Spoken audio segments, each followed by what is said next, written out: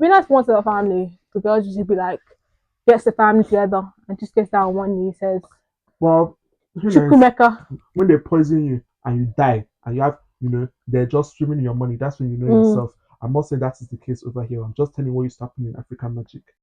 Hi guys, it's Clinton Ogaoflondon. I'm here with Whitney. And this is Puffpuffandteapodcast Podcast. We're back again for another episode. We know you like missed us. We know it's just been a week, but that is too long. But, we have to give it to you lot in doses. We give it too much at a time. I know you guys will enjoy it regardless, but, we need to give it in doses. We're back again, another week, another episode, and I hope you're ready to enjoy the conversation. So get that puff, get that tea, and let's get into things. So how are we feeling today? Same. Oh, what do we need to say? What's going on? That's how my feelings start and end. Same. No, that's how the feelings start and end. Sha, it gets like that. There are moments like that, but it's going to be a great year. So we're anticipating joy, yo. But yeah, how am I feeling? I'm not gonna lie to you. Yeah, I don't know what is going on, but lately I've been hearing a lot of good news in terms of from my friendship circle, and it has me a bit taken aback, the good news I've been hearing. I'm taken aback by the good news. I'm not gonna That's the first time I've heard that. That is so up. The good news has had me taken aback. Like me and my friends, yeah. Why is it because you're seeing how, I don't know, the good news, and you look at yourself Like, exactly. It's like, what are we doing here? Because tell me why, yeah, a number of my friends are getting married this year. I knew. A number of my Do you know how I knew, married. right? Why? How? Because you're screaming. Lol. I just knew. Literally, I was in the room and I just one day I just heard you scream one of Clifford's friends is getting married. Lol. No, when I tell you, a number of my classmates from secondary school are getting married. So how many flights are you going to have to catch?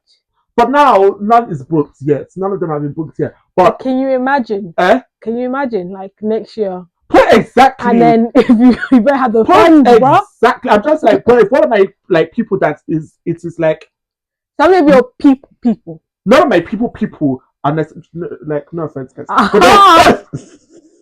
But none of my people. But there's type of people that tell you that they want you to be your groomsmen. The people that are. If any of them ask me, yeah, I will show up for them. No, I'm wondering. But my people, it goes to that saying I have to show up. No, I'm talking the people that had spread the good news. Yeah. Are those the type of people who you already know automatically you're going to be a groomsman, or? No, it's not like that. It's not like that. Oh. But it's just that yeah, it's not. But like that. But you could still invite you as a guest, basically. Yeah. It's like that. Yeah, but it's not. Yeah, not. Dude, I'm not gonna lie. Mm-hmm. What's it called?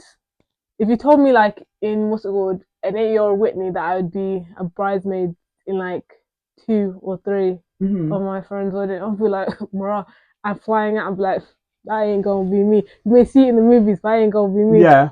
And the fact that that's happened, I'm just like, shit. Yeah. I really need to recalculate. No.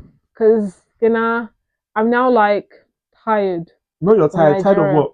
No, I can never be tired of the Nigeria. flying. I'm just I'm tired. Yeah, I hear that part. The going back and forth just make me tired. No, I hear that part. What's good? I was even talking to one of my friends today, just now, and they're trying to get me to come. Yeah, not your friends begging you to come to Nigeria, lol. Yeah, trying to get me to come for what's called around and quite soon.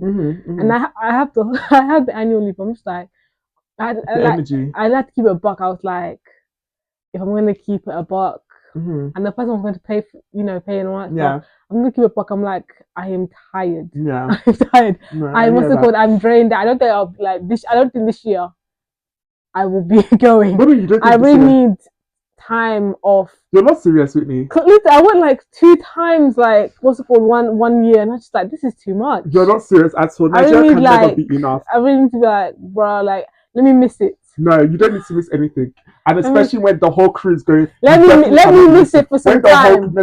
Let me be oh, I miss it. Let me have that moment. You're not serious. You're not serious. But honestly, that's the way I've been having. Literally, when I'm in the car and I start playing my Igbo tunes, I'm just take me to the village. As much as I don't too care to be the village like that, but do you know that it's so shocking when you say stuff like that. I know that because those that know me, yeah, like especially my family, they know that I don't really too care to be in the video. But you know, dude, us in general, we spend like, if there's no event, we spend like a day, yeah, and we're not even sleeping there. Yeah. And I remember the last time I slept on my sofa bed. That was like time ago. Yeah, literally, something I'll be like, this house is just for show. Lol, but Ibo, that's what they're there for. It has to be. It's part of the culture. But like, yeah, there's just an unmatched vibe that comes with like the village vibe. Not even necessarily just my village, but just being in the east and moving from one party to another party. The vibe, the atmosphere is just unmatched. And it's like when I'm blowing my, the bass of my speakers in the car, it's like I'm trying to replicate that vibe, but it cannot be replicated all the way.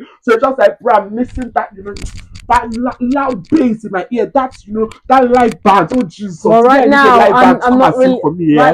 Right now I'm not into the Igbo music. Nah, I'm always into it. Right now I've been listening to Take That. Hey! Right now I'm listening to Take That. I want you back. I want you back for How good. did you get there? Where I said, because I'm watching a documentary. Where is that? I didn't mean it on Netflix. I just want you back again. I want you back. I've seen a number of documentaries coming back. I just saw what's it called, Tyra Banks, Next Top Model. America's Next Top. Do you know I have some comments right for that thing? Because I'm not gonna lie, right? What's it called? Maybe I'm on the the side that the less favorable side. Which is? Because a lot of people saying like it was toxic and coming at Tyra for some time, right? Yeah, I wasn't one of them. To me, even I wasn't one of them because like if I'm actually happy she's doing this. Even I'm happy with it, but I was like, when Tyra came, I don't think people realize the time when Tyra came, when she came in the industry. Yeah. When she came into the industry, they were telling her she was too thick. Yeah. That she wouldn't be able to do these runways and that she needed to lose weight. Or if what's it called? If she lost the weight, the next thing would be like, oh, we already have Naomi, we don't need you. Like, I think what's it called? You guys don't realize that the modeling industry ain't gonna be kind to you. I'm not even in, but just from hearing people say, even till today, that industry ain't nice to you. So from what I was seeing, I'm like, so from what I see, I'm just like, so wasn't she like basically preparing you for the hardship? Some things that think what's called is beauty. She may like know from experience that nah, they're not gonna like this. We need to change this, and this. Like even some of yes, there were crazy moments. Don't get me wrong, there were crazy moments. But I'm just like, my mindset all this time has just been like, bruh, like that industry is hard. So if anything, they were preparing for the hardship. Like no one's gonna be kind to you. Well, there are people that could be kind to you. But from what I'm hearing, that place ain't kind. It's brutal. Like only like what's it called? Survival of the fittest will remain. And yeah, like how many times we heard about models who said they had to starve themselves, unfortunately, or like what's it called, the toxic environment that they've suffered, or the competition to be like the top. Hence the reason the next top model. She's preparing you for what you're going to experience when you enter that field, when you leave this show. So that's the stance that I've remained on through it. I'm just like, bruh, sorry, not everything's going to be PG. Like, even if we take modeling aside, the adult world is not going to be nice to you. So I don't know why you're expecting kindness. Yeah. And I feel like when I saw the release of the trailer, I thought there was somebody that commented on the documentary, and I feel like captured it so well in a short amount of words. And what the person basically said was that basically people are using a 2024 mind to they're using a 2024 mind to respond to a 2004 reality. Exactly. And the facts are that was the reality of that time. And that's why nobody was batting an eyelid in the moments when these things were going on, because these were the sad realities. These were the realities of the industry. Exactly. Hopefully things have gotten better. But the fact is, based off of what people have revealed about that time, that was the reality of it. If not, people would have spoken up there and there in the moment and said, this is wrong, this is that. But the fact that nobody was batting an eyelid about this whole thing, and it was just only growing and growing and growing, is because this was the sad reality of it. This was the expectation. You have to realize it wasn't just like, oh, it was Tyra and a group of people who didn't know what they were doing. These were people who have been in the industry. Like, you had the other models like Janice Dickinson, I believe. Tyra, Kimora Simmons sometimes would come. You had the hairstylists, the photographers. Like, these people are new. Like, they kind of know what they're talking about when they're giving these things. Yeah. So that's why it's like, yeah, that's why when the whole backlash was going on around that whole show, personally, I was not really going to get on the bandwagon of it. I watched the show and I was entertained. Yes, there are things that now that people are more cautious, that one can recognize that, okay, that, you know, that was maybe inappropriate. There are things like that. But when it comes to harsh truths or harsh opinions, let me correct myself, harsh opinions that were delivered on the show, like we said here, that is sadly probably the harsh reality of that industry, especially in that time. Where we can hope that things have progressed, but care's not taken. They haven't even progressed that much, and still that is what people are facing behind the scenes, and they're not coming out to tell us. I think a great example was what's it called, Victoria's Secrets, when they were saying, oh, what we wanted during the time when they're asking why don't you have these type of models, why don't you have these type of models, and they're like, well, we want to create a fantasy, that's why. That's why we have a certain figure and all that stuff. Like, and that's like, that happened, they said that around like the 2020s something. So the fact that they're speaking something that probably in 2004 was the same mindset just says how maybe little it has, how while there is some progression, there's still that, you know, there's still that expectation that what's happening, I don't know, 2000. Yeah. I'm happy based off of what I've seen in this trailer of the documentary that I think all the major players, when it came to the show, are also taking part in this documentary, and it shows that they stand behind what they, you know, the show at the end of the day, and they stand behind what they delivered on the show. Because, like we said, it is probably the harsh reality of it all. And it's not like they just gave a platform for all the people that are going to speak positive about it. They, like, from what I've seen in the trailer, there were some people that, you know, were speaking about how hard their experience was on the show. So it does seem that they're giving, they're not just keeping it one-sided. Yeah. And but the sad reality of life is that to make it is not easy. It's not. It's really not easy. It's like the whole Martin thing that happened, where people, like, you know how you said the comment you read about, you're using a 2024 mindset for 2004 reality show. It's like the same thing that happened with like the Martin show, when people were saying that, oh, you know, Martin's jokes were colorist, there was colorism in it and all that stuff. And the person who like actually played the character that people were saying was that Martin was being colorist too, she said like, no, you know, like, you guys have to remember, we're comedians. This is how we like joke. This was our banter. Like, you know, as much as he came at me, I came at him back. And I'm just like, bro, the fact that it just goes again, like, you guys are using like your like mindset. Now you guys don't even, I think maybe I was like one or two during that time, and you guys now watching the show and saying, oh, this and that, and the person's coming out saying, no, you guys weren't there. You guys weren't in the, what's it called, the writer's room, hearing what we were saying and writing. So I'm like, sometimes, guys, not everything is, you know, not everything needs to be used, needs to be like criticized or like broken down to. Sometimes let's just enjoy the show. Yeah, no, I definitely hear that.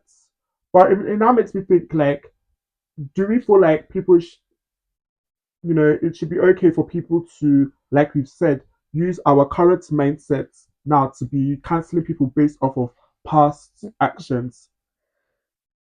It's hard. Yeah. Also, I'm not gonna like. I don't think it's like the straight and narrow, like or no, all that stuff. Like, someone, for example, Camila Cabello. You know, when her tweets came out, all that stuff. But I think that's a big Do you difference. know, like, what actually what's still stuck with me today that makes it so difficult is when Normani came out with that article that said, it's sad that it took your fans having to come at you for you to acknowledge the pain that you caused. I think, right, if Normani hadn't said that, right, maybe I would have been like, you know, she's apologized, she's done the work, all that stuff. But when she wrote that line just stuck. And still sticks now. I'm just like, it's just like, even though she's probably like, she could now be like, you know, someone who's, you know, very into equality, you know, supporter of what's it called, minorities and all that stuff. But it's just, I don't know, there's just that I always remember that and what that line just did to me. Yeah. That just makes it hard. Yeah. So I can't sit and be like, yeah, what's it called? We shouldn't like judge people for what's it called, what they did. You know, I think it's like case by case basis. Yeah, I really think that. I definitely do think it's case by case basis.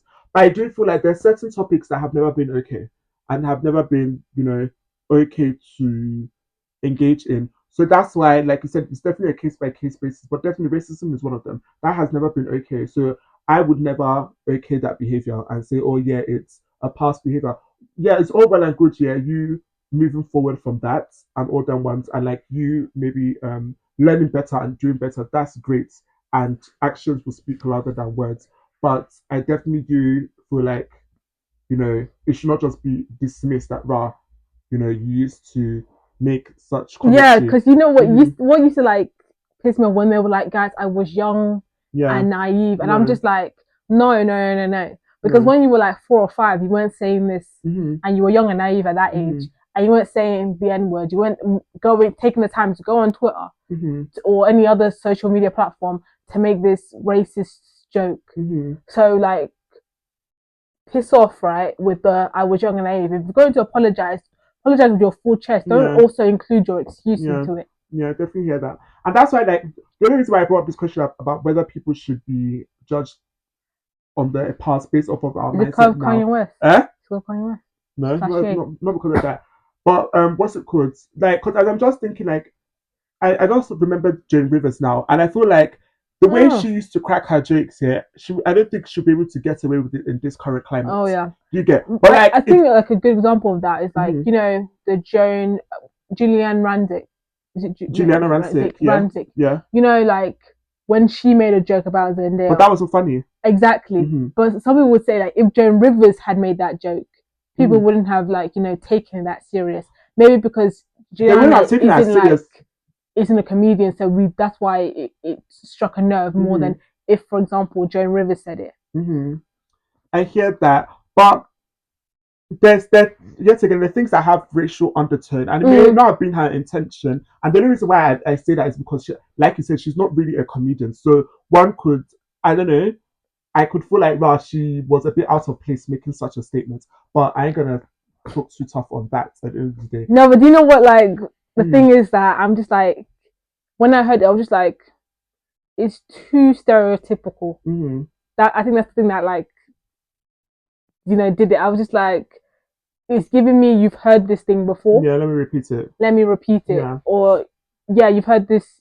Yeah, it was too stereotypical. It's just like, it was telling me, it was making me think that this is what you kind of probably think. Okay. Think like it was making me feel like you're the type of person who really thinks that, you know, we like watermelon. That's how I was feeling at that moment. But when someone did the Joan Rivers thing, I was just like, would I feel offended if Joan Rivers said it? But then I think about it, sometimes I'm just like, the thing is like, if it's not my race talking about it, I do a lot of time just like, not I'm going to be like so upset and all that stuff.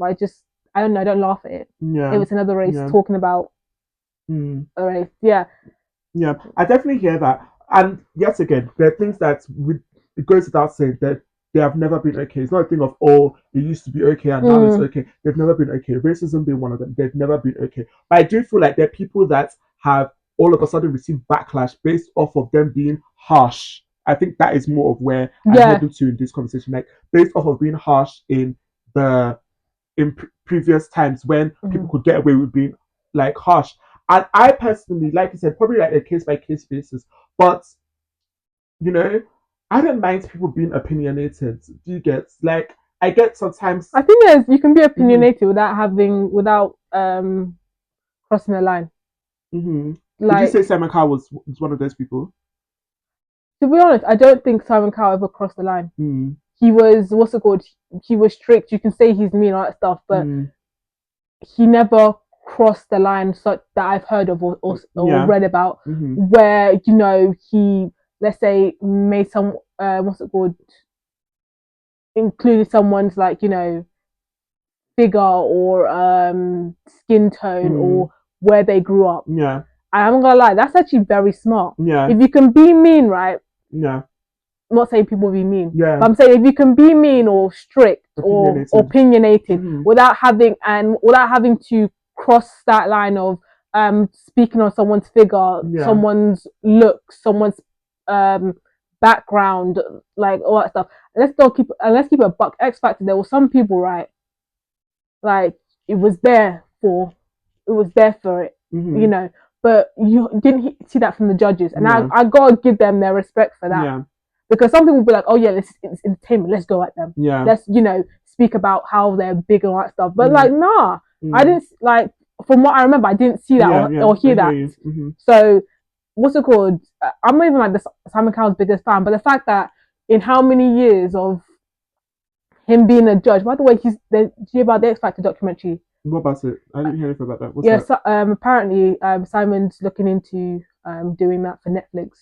I think he has a deal with Netflix. He's given that because he just finished doing one thing with them. Now he wants to supposedly do another thing. It's his comeback, man. Well, I hope Cheryl is involved because wherever Cheryl is, and they're like, I was so excited to see Cheryl on television lately with her Nivea ad. Yeah. Every time I say, Cheryl! Sorry guys, I know I shouldn't be shouting with this mic, but I can't help it sometimes. Yeah, I'm like, she's slowly coming back. I hope so. She's slowly coming back. I'm just like, I hope to see her in a more fixed position because yeah, I would love her to be like seeing Cheryl on television. Yeah, I know. I would like to see it because people were saying like she might be on the traitors. I'm just like, nah. Do what? Because they have celebrity traitors. I hear that, but I don't know. Yeah, that's what I was thinking. I'm like, I'm not sure. I see like more judge host. Yeah. Host may be a stretch, but judge, type vibes. Yeah. No, yeah, I don't know about being a game player. No, we passed that level. But I could see it for like maybe charity. Yeah. Maybe that. Yeah, that. Maybe but that. I like to see her, come back. But the celebrity traitors, I think they play for charity.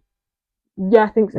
Yeah. But what's it called? Yeah, it'll be nice to like see her speak. So it's just like it'll be nostalgic. Like, oh, Cheryl. No, guys, Cheryl was really the nation's sweetheart. Like, nah, like the fact that she got us on board as a community, that should tell you guys how deep she was into her princesshood. It wasn't a joke. No. So we're still fighting for this love. We're still fighting for it, darling. Even though she had those some moments that, like the braids. Yeah. That made me really look at you and blink. And I think the conclusion from this our discussion we've been having is that discrimination has never been okay. And that is probably the driving force behind people's, backlash towards people, the way people have spoken on people and things like that. Because once discrimination is involved, that's never okay. You should never judge people for who they are, their backgrounds, their appearance, and any of the things of that sort, their race. So yeah, once you're in that category, there's not much I can do for you. But if you're just going to be opinionated and be authentic in your opinions, then that one I can, I may not get too involved. At the end of the day, everybody has the right to have their opinion, and everybody has the right to receive it or to decline receiving it.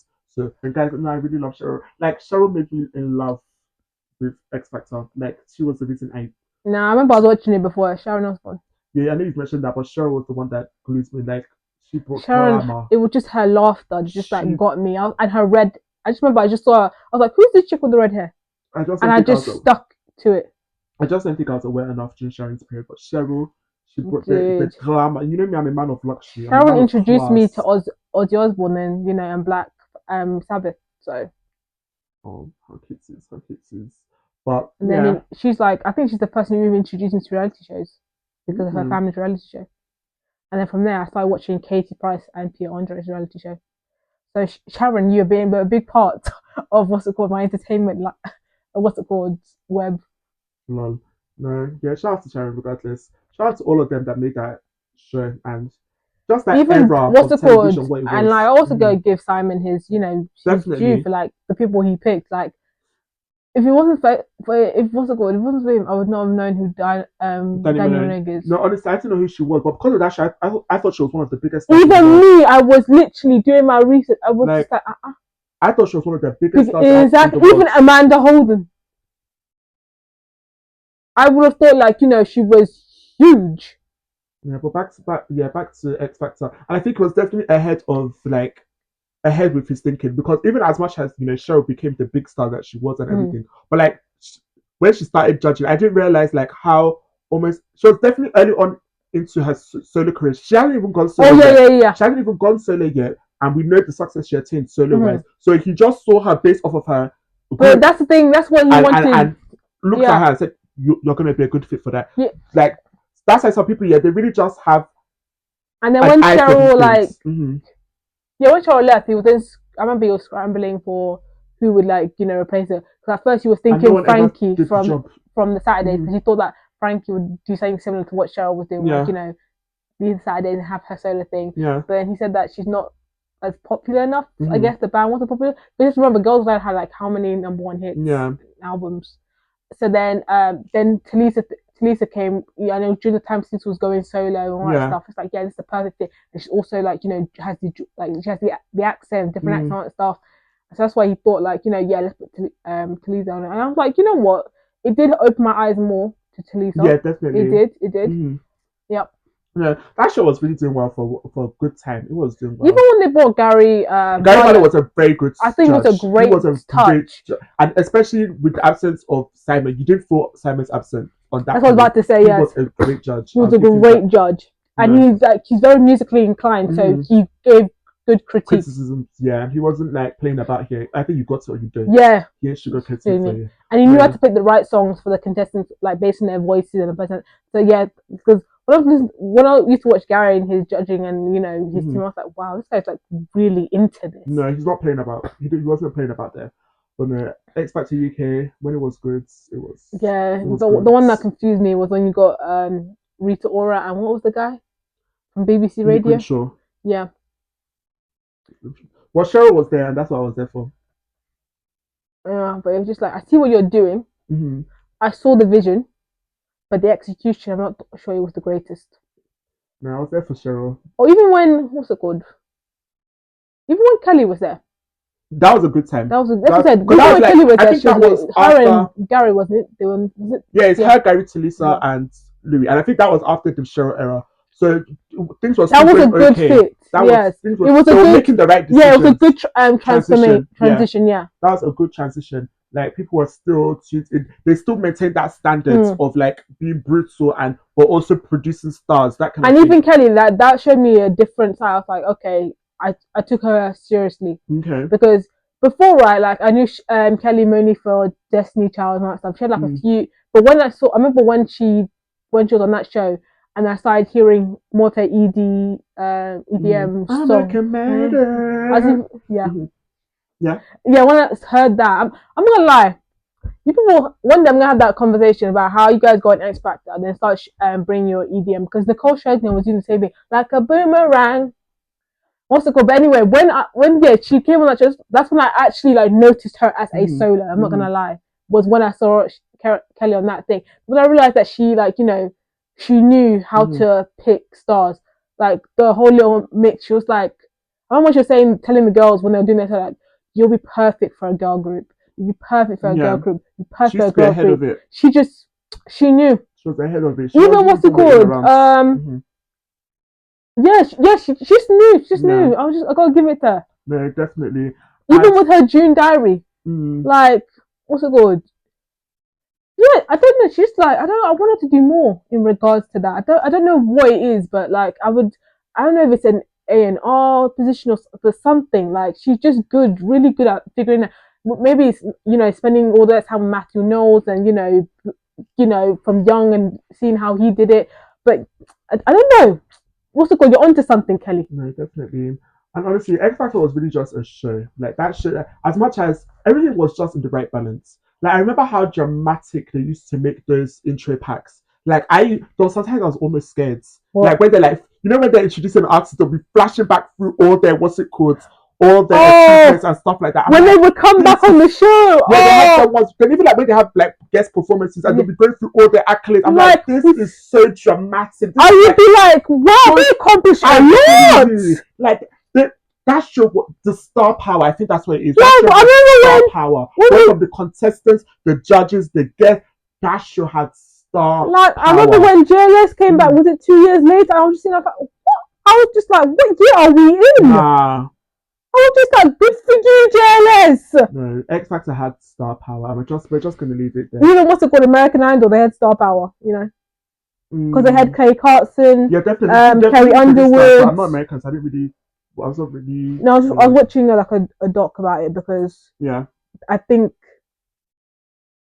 that's what some were trying to create that for the UK, or was it? Was it Star Search? I forgot which one it was. Okay. But there was a show before that, and then Sam was like, "Why can't I have that here? Yeah. Like, why can't I create my own here?" Yeah. Because he was a judge on one of those shows. American Idol. It was American Idol. Okay, yeah, American Idol. You're just like, why can't I just create my own and get like make my own money off it and all that stuff? Yeah. And that's what he basically did. I'm just like, yeah. No, making sense. But yeah, definitely. Even the USA one, like you guys got Britney Spears. Yeah, but like, the Nicki Minaj, Mariah Carey. People spent your coins. Nicki wasn't on. Oh no, she was on American Idol. That's American Idol. Yeah. Sorry. No, but still, they had Demi. They had what's it called, Britney Spears from the jump. I know, but that's what I said. They spent they seriously spent their coins. They got Britney Spears and Demi on the same season. That's expensive. They did, and they produced stars like no money. So the X Factor was really what's it called? X Factor really knew what they were doing until they didn't. Yeah, let's see. Any other star that I remember? From where? USA. No money. They know because there was some, but I don't know why I can't. No, I believe there's a few more stars that break out from the show. It's just like right now, all I know is no money. So yeah. And the stars that I remember are not the ones who won it. They're like, Yeah, but that was a lot of the time with X Factor. Like, you can't beat the star No, come on, Leon Lewis and Alexandra Burke. I'm not to say, yeah, definitely. Of course, I ain't want to tell you that Alexandra wasn't a star. Definitely. And Leona. Yeah, Leona, definitely. But I'm just saying, like, he didn't have to win the show. Oh, yeah, he didn't make it. That's what I'm saying. Yeah, like Ollie Murs. Even Little Mix won the show. And how big they were. Like, they were Ollie Murs, One Direction, No, I'm not gonna lie. That what's it called? That one where there was One Direction, Cher Lloyd, and whatever that season was. Mm-hmm. That one where these people created like multiple from that one season. No. I was like, people are like, rent was due. No, but that's how I say that show knew how to find stars. Like, and whatever they had, the machine they had running. Yes, and the fact they were able to get that season specifically, they were able to create so many stars and them dominate the UK and USA around the same. I don't know who was in charge that time, but one. That show knew how to produce stars in every aspect. Every aspect. Like, there were definitely judges that show probably catapulted their careers. So yeah, no. Like that helped Danny get her UK audience. Yeah, because I didn't know Danny from nowhere. I really thought she was a big star. Yeah, I heard her sister is the one that's really into this. I said, I don't know. It wasn't even like that. I probably like heard her music, but like if you were telling me I'm doing is Danny, I'll be thinking because I'm seeing her every Saturday. No, it wasn't even what's it called. It wasn't even them saying, "Oh, she's the sister of Kylie Murray." It was them saying she was in Home and Away. Was it one of the soaps in Australian soaps? I was like, oh yeah, she's big. She's on that soap. I was like, lol. I'm meant to know the soap. Lol. No, but I'm saying like going into the show, I first knew Danny's afterwards, and I heard that she has a sister. The sister is Kylie, and that she sings. Oh, you said that's what I said. Afterwards, you realized it's Kylie. Me, I started off with, oh, she's in the soap. Then I reached Kylie. Lol. Nah. Guys, we can actually talk about X Factor. I remember they were trying to get Kylie for some time. She kept saying declining. No, but she came on as Judge's Houses. Yeah, she came on Judge's Houses, and then she went on The Voice. I actually shouldn't become a part of this documentary because evidently the expertise is here. Like, Simon, give us that call. Psycho, give us that call because evidently the expertise is here. We know everything, and we're not even there. So that time unmatched. But shifting gears, I don't know whether you have been watching Love Island All Stars. You probably haven't. No. But have clips been coming through on social media? Probably. Okay, but I don't know if you've seen what I'm about to talk about. But of course, for those of you that have been following my lives on Clinton's Law after every episode of Love Island All Stars, you know that I'm there for one reason only, and that person is Whitney. As simple as that. Or as the Nigerians I say, Itani. Okay, but yes, we are only there for Whitney, and she is the reason why we are there. Oh, so, thank you guys. I just do my best. Okay. Just feel yourself. It's a lot of work, guys. Okay. Thank you. Us Whitneys, we just just to pull through. Okay. But yeah, Whitney is definitely pulling her weight. She's definitely, but we don't expect anything less from Whitney. Of course you don't. But yeah, the last few episodes, you know, they were really trying to poke at her and, you know, just stir up drama around her. And it really raised up a bigger question for me. But I want to like fill you in as to what happened before we now get into the bigger conversation in my mind. So what happened was like, so of course they're in the villa, everybody's getting to know each other, that kind of thing. Then Whitney and this girl in the villa called Belle, like her name is Belle. She's the blonde chick. She was blonde, but now she has It's her hair is brunette. dark. It's borderline black. Oh, it's jet black. Not necessarily jet black, but it's borderline black. But I mean, maybe dark brown, but the lighting's making it look dark. But anywho, so I'm now, sorry, it just reminds me of that joke every time someone says brunette. what Like- joke's that? We have a lot of diverse people. Like we have blondes and brunettes. Okay, like Love Island, yeah, was the place that I understood that raw talk dark and handsome doesn't mean black. Like when they used to say, "Oh, I'm into tall, dark and handsome," I used to think, "Oh, there's hope. This person wants a black man." But that's not what they Well, mean. you got that from Love Island. That's when I understood that tall, dark and handsome doesn't mean a black Clinton, man. I got that from Geordie Shore. No, when I used to like the way they were saying the things so but I was like, oh God, there is hope. They want one of us. I didn't know that is the hair that they're talking that is dark. I said, wow. I got that from Geordie Shore, man. I said, wow, okay, you learn something new every day. So it's not me you're talking about. It's good to know. It's good to know. Well, yeah, so that's what I refer to when as they that. go on Tinder and they like put what their preference is. It's good to know these things now. See, Love Island, you'll be learning some things here and there. It's not just about the kissing, even though they've been doing a lot of kissing this season. But that's not what we're here to Dude, discuss. it's what's it called? And you can hear it. No, the kissing this season has been borderline abusive. It's borderline, or it's even borderline lazy, as if nothing is going on. They just have told this lot, kiss, let's try and produce an episode out of this. Everybody kiss, because that's what it's been given, especially that first week. But of course, Whitney has finally started to give them some content. So now, give them pepper. Back into Give them pepper. Of course, it's not that she's necessarily giving them pepper, but you know, Whitney's unfiltered. Like she doesn't hold back on her opinions. She says It's so funny the way she says it. Like, yeah, you just think like. I remember when I first used to hear Whitney, I was like, "Is this girl drunk? Lol. Is she high?" No, she's dead ass. Because she just like she was like guys, I don't think you guys realize, and then she just be throwing the shade while saying it like that. I'm just like, yeah, she does it so like lightly. Yeah, even when she's arguing, she's just like her everyday conversation has exactly, it has a touch of hits, you know. And if you're not sharp, you'll not receive it. That's what I'm saying. I'll be very scared to Whitney's friend. I don't know when she's mad. I don't know when she's happy. It's just the same mood. Lol, even that one too. That's what I'm saying. Whitney, she has just been going through a bit of hiccups from every aspect, friendship wise, relationship wise, things like that. But let's get into this scenario I was trying to paint. So yeah, her and Belle basically, Belle was coming to the conclusion that she wants to get to know this guy, and this guy is Shaq, and he's a black guy in the villa. Clinton. So, yeah. You don't have to say Shaq, black guy. No, I do, because it's important for the story. But I'm just saying, you only say when I hear the word Shaq, I'm not thinking.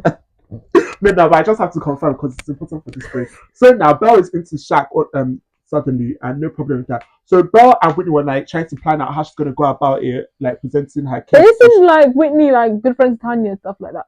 Yeah, that's why she can't go for Shaq. But she's allowing Bella to go for Shaq. He's a single man. But you're helping Bella go for Shaq when she's like, you know, Tanya's. It never crossed my mind that would be an issue. And considering the environment, I'm helping a girl go with my ex. I don't know. No, considering the environment, I wouldn't think it would be an issue in my opinion. It would be different if say she's the one that's going for him, because that's just weird. Because that means you're insinuating that we can go beyond here, and that's off. I don't know how I feel. If that was like if my Bezzy or like my mate was setting up one of her friends with my ex. I'm not sure how I feel.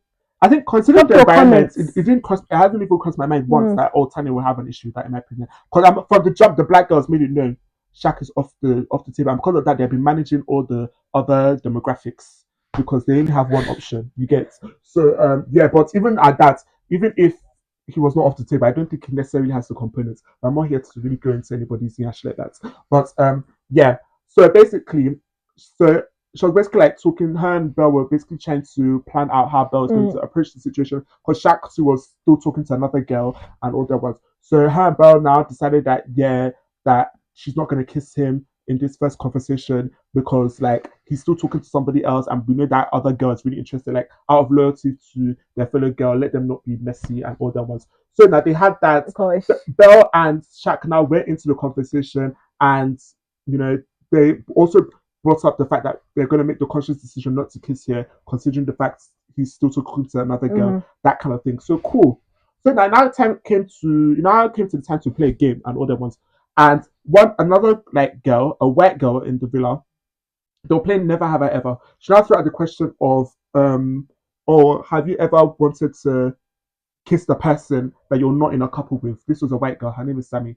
And Shaq now drank and all them once because he wanted to kiss this girl, Belle, of course. So they're now like, oh, that's basically like, of course, with each question they were elaborating. So it was not like, oh yeah, that he went into the secret garden because that is their Garden of Eden. They just go there and allow the flesh to do the business. But anyway, so he was like, oh yeah, him and Belle went into the garden and all them ones, and they both made the conscious decision that they're not gonna kiss each other, considering the fact he's still getting to know another girl in the villa.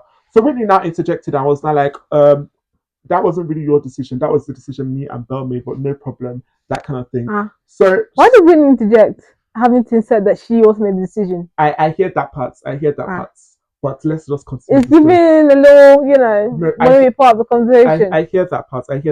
But Winnie was like, oh no, that was actually me and Belle that made that decision that you lot are not going to kiss on other ones. Shaq was like, what are you talking about? You weren't in the conversation. How can you be saying that this, that, and other ones? But Winnie was like, me and Belle had a conversation before you lot were going into that place, and we decided that that she's not going to kiss you, considering the fact that you're getting to still know Helena, that kind of thing. So Shaq was still like, what are you on about? Like, you weren't in the conversation. We said it as well that we're not going to kiss each other, this, that, and all that ones. So then Belle now had to like, she was now like piping up. When I was like, you need to calm down. Like regardless, you need to calm down. Like, exactly, not this what you need to do, you need to calm down. Then like, Belle now had to like interject in the situation. I was like, yeah, Whitney and I spoke before we went into the garden and decided that we're not going to, me and Shaq are not going to kiss, that kind of thing. But me and Shaq also decided that we're not going to kiss, that kind of thing. But Shaq was still like piping up. He's like, yo, why you trying to draw me out for? Why you trying to draw me? Then like when the girl that initially asked the question will now like is now like trying to interject and try to understand the situation, he will now like the energy will drop. It'll be like, basically, so this is what happens here. So trying to explain the situation to the white girl like this. I have immediately switch to Whitney. What you drawing me out for like that? This is that. Like, what's it called? What you're about? You want to be my friend? This is that. She said. So Whitney was like, come, what's going on here? When you're talking to me, you're coming on this gangster stuff. Then when you now switch to this girl, it's now on a calm level, and it was literally happening second by second. I have so many comments. No, we have not finished there. So now, you now got to a point. Whitney was now like, no. She's like, she just found an excuse to get out of the situation because she can't. She has always said that she never wants to allow herself to be painted out to be that angry black woman. So as a viewer, I already have that in mind that Whitney's not going to allow herself go there. And I think that's why she approaches things the way she approaches them. All this, lightheartedness, things like that, because she's trying to avoid that narrative, that kind of thing. So now, Millie was not like, oh, that's another girl wanted to like go to church. She was not like, let's go. So they used that opportunity. Her and Millie, they walked out of that situation. So of course, everybody was like a bit riled up and all them ones. Shaq is apparently in his feelings, that kind of thing. He now goes off. He's now like, making a fuss. And these two are meant to like be cool. You understand? Like before all of this happened, they've been cool. And friends outside. I think they were friends outside of. And that makes me really think that that's why he feels he can talk to Whitney like that compared to Helena. No, but let's calm down. No, it was actually Sammy, but both it's a white girl. Okay, but sorry, that's like what's it called? It's giving. Oh, me and Whitney's cool. Whitney knows my personality. So if I talk to her like this, she's not gonna take it as hard or scared compared to this chick who's just like meeting me on this show, doesn't know my personality and may, let's say, make a complaint. Unfortunately, sometimes that's how it be. It'd be like I see you as a sister, so I'm gonna treat you like even how I am with my sister. So like, what's it called? I can rile up, get angry and stuff. I know like at the end of the day, we're still gonna be cool. I know that we're gonna like have a talk this thing out, and you understand how I'm gonna be, how I am compared and how I react compared to. I'm not saying it's right, but that's how he's seen it compared to. I can be myself. I can, be this person to you compared to this girl who's just meeting me in this villa. And if I do this to her, she's probably gonna act. She's gonna probably react very differently to someone who knows me and has maybe seen this personality or seen my instant reactions when I'm like upset and all that stuff. Okay, I hear that. Because because I feel like in the moment Whitney was trying to raise attention to the fact that when he's talking to a black woman that is herself, you're coming with a certain energy, and once you switch over to a woman that is not black, you are coming with a different energy. Yeah, and so it's still giving me the whole what's it called, familiarity thing. Where what's it called? But do you feel like black men feel like they can get away with disrespecting black women? Because in that moment, she definitely felt disrespected. And even afterwards, yeah, when he when he now came in, he finished ranting to everybody else. Considering the fact this is your friend, you're ranting off to everybody else that doesn't necessarily have her best interest at heart. Because in that evening, a lot of people were gunning for her for different things, that kind of thing. And she was just like one by one dealing with them, that kind of thing, in her subtle tone, considering the fact that she doesn't want to come off as an angry black woman, that kind of thing. Then afterwards, considering that, so you have that in mind. Still, you have gone to the same people that have been gunning for her and going off, say, now our friendship is done, our friendship can never be the same. This is that. Nah, I can't have a friend like that. Blah blah blah. I thought we were friends. Blah blah blah blah. But you now Shaq is giving me emotional. He's like he gives me someone like what's it called? From what you're telling me, he's giving me like the emotional friend who says like we're done, but we're never really done. No, I don't rate the way he went about things. Oh yeah, I don't rate what's it called, him going and telling everybody this and that. But to be honest, I only like even the next day he still went and doubled down. He's like, nah, that regardless, our friendship can't be the same. Blah blah blah blah blah blah blah. Just for him the next day to go and be like, oh yeah, I want to apologize for the way I came off. Yeah, it's no. For what you sound like, it's actually giving me like sister brotherly vibe. Like I know what you're trying to say in regards to the disrespect black people, but just hearing this scenario specifically, and you're saying how these people are like friends and like they seem like the type of people who hang out outside the show. It's giving me that, like someone who's like, I'm so comfortable in what's it called. But why would Whitney have been offended? Huh? Why would Whitney have been offended? That doesn't what's it called mean she's not going to be offended. Yeah. What's it called? He could be like, there's some. It's what's it called? I don't even have to explain. There's some people like when you're familiar with somebody, you no longer are hiding, or what's it called, putting a barrier up, or what's it called? Yeah, putting a barrier up. So how you act, how your emotion is going to be is going to come out to that person because of your familiarity, because of the close friendship and all that stuff. So that's what I'm saying. Maybe Shaq is like, from what I'm hearing, it could be that oh, this is my sister. She's seen me in like my worst. She's seen how I react. She's one of my mates. She's seen me around my own mates. She's seen how I I respond and how I react. So like there's no barrier. So how I'm feeling, how I'm going to say something, I'm gonna say it, because at the end of the day, no matter what, we're gonna still have that.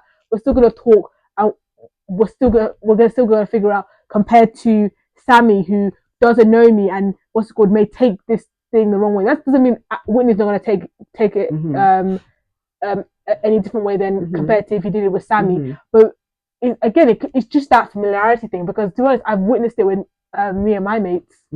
How they switch talking to me compared to someone that they don't know, or someone that they just basically met. So I kind of, just from this scenario, I'm kind of getting that type of vibe compared to, oh, he's talking to her anyhow because she's a black woman, doesn't really care about black. Right now, that's not what I'm seeing or hearing. Say for example, like, you know, you said that they ain't friends, they just met and all that stuff, and he's just doing this and this. It's then maybe I can say, yeah, he's disrespecting her because but then I would need more patterns of it to be able to say that, because there's also the whole study about that goes back to slavery and our mindset, how the white people are like our masters, so we have a softer respectful tone compared to a black person who we see either beneath us or are equal, and we're like, bro, who gives a shit? Like, I ain't I ain't losing no sleep not being friends to you compared to my master. But yeah, many theories. No, I definitely hear all you said, and I was not thinking about it the way you were talking about it, familiarity wise. Because I'm not going to lie to you, familiarity or not, I just don't think the behavior was okay regardless. Dude, we see with our own family. That's I hear that, yeah, but I personally will not address, especially my friends, in that tone. It's just as like the way I feel. Maybe it's the standard me and my friends hold ourselves up to, but there's a certain level of respect there that we need to know how to address one another. It's just as simple as that. And because of that, I think if anything, because of the friendship, that is more reason why I wouldn't have expected him to come for her the way he came for her, especially in that kind of environment where it's like you're almost like trying to embarrass me here. You're almost like trying to create a show for other people. That's what it was coming off as. So it was just like that's how I was just a bit like I'm not really ready to excuse the behavior. I'm not excusing the behavior, but I'm not. But what's it called? To me, you're saying you don't think it's a black and white thing. Yeah, I don't think that's not. That's okay. And it's also from what time he gives me a very emotional wishy-washy with the emotions. If you watch the show, he's definitely giving that. So I don't need to watch the show. I already this guy's personality. The fact that you go on to that quickly, and there's still more that's going on, and the boy is just getting. The boy is he's sensitive. Yes, the thing he takes things to heart. No, and the thing is that he takes things to his own heart, but he doesn't consider anybody else's hearts. That's where the problem lies. It's like it's okay when he's doing it, when he's receiving it, like. I can't have that. That's what's it called. That's out of order. We can't be friends. Oh my gosh, he'll be perfect for Tawi. Nah, the boy is very. Nah, I've not been rating his moves at all on this show. So yeah, but the way he was coming for Whitney, of course, anybody that comes for Whitney, we have an issue now. So, but yeah, him and Whitney seem to have resolved things, and they're all cool. So we're gonna let lion dogs lie because Whitney said things are okay. So we have to follow her and say Whitney things are okay. But yeah, that was just. Yeah, he'll probably be on her podcast. He'll probably be on the podcast and she'll have a further discussion with him. Probably so. No, because the way he just approached things was it was a bit too comfortable. It was a bit even if you're saying it, you lot are feeling you're comfortable. It's a bit too comfortable. And I personally, I don't know who I'm comfortable outside of my family to be chatting to like that's what I'm saying. He probably thinks this girl's like your family, like the way I am with my family and friends. That's what it's giving. Like I don't have barriers. I don't have to be like, I'm not saying it's right. And then also consider the environment, consider the setting. I'll be even more conscious of. That's what you're conscious, right? Yeah. So, like there's someone who's so like into his emotion and all that stuff.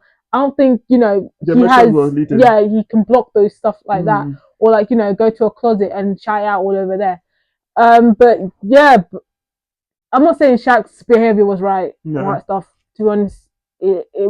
I think it was wrong. I think it's mostly familiarity compared to race. And then also, I support Whitney.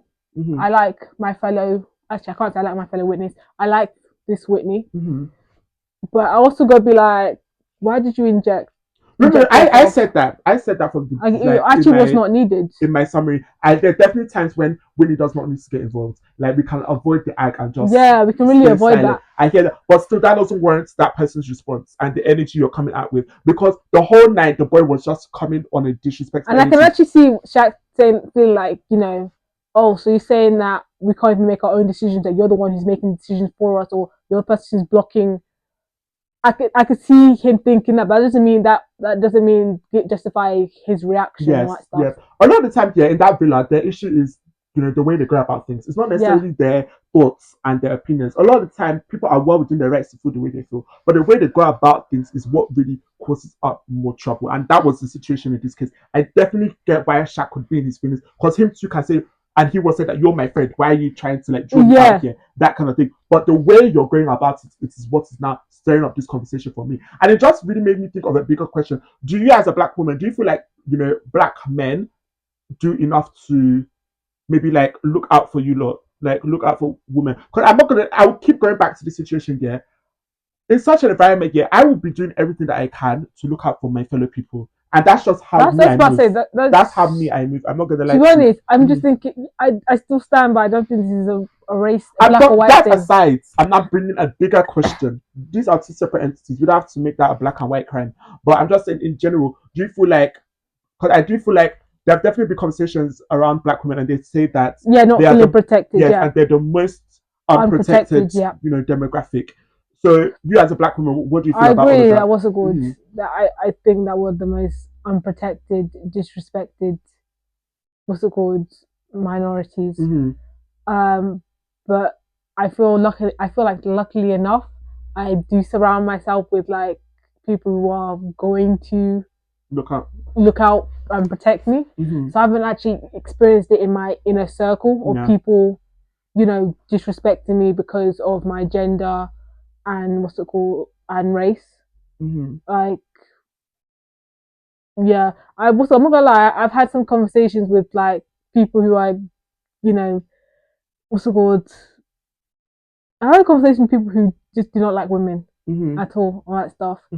I was still able to, and it still doesn't reach a level of disrespect or something like that. They're just saying, I don't understand why you guys are like this and that. And then it's just like basically a conversation. Never, I think that's the closest of maybe, you know, not feeling protected. But even in that thing, it doesn't feel like I'm being disrespected or stuff. It just feels like we're having a conversation. But yeah, I'm lucky enough that I haven't experienced that. Even like with, you know, but that doesn't mean that it doesn't happen. It doesn't mean that I haven't seen it on TV or read about it in on the news or that stuff. So I'm aware that is a thing. I think a clear example of that is, you know, hospitals where we see the stats of black women who are dying in childbirth, and one of the main causes of it is doctors not listening to them or ignoring their concerns and issues. And also, I remember I think last week, I was watching this thing in America, and it was this university that was saying that we're now going to not just be doing medical school. You know how they learn on white bodies, or when they're explaining something, it's in the mindset of a white person's body. And there's this university, I'm not sure what the university is called, but they said that we're also now going to have classes for white bodies and also black bodies. And to be honest, the person who was talking about it said that I don't think people realize how big of a deal this is, because a white body and a black body are different, and we don't acknowledge that. And a lot of the medical stuff that we're applying to all people is on the basis of a white body.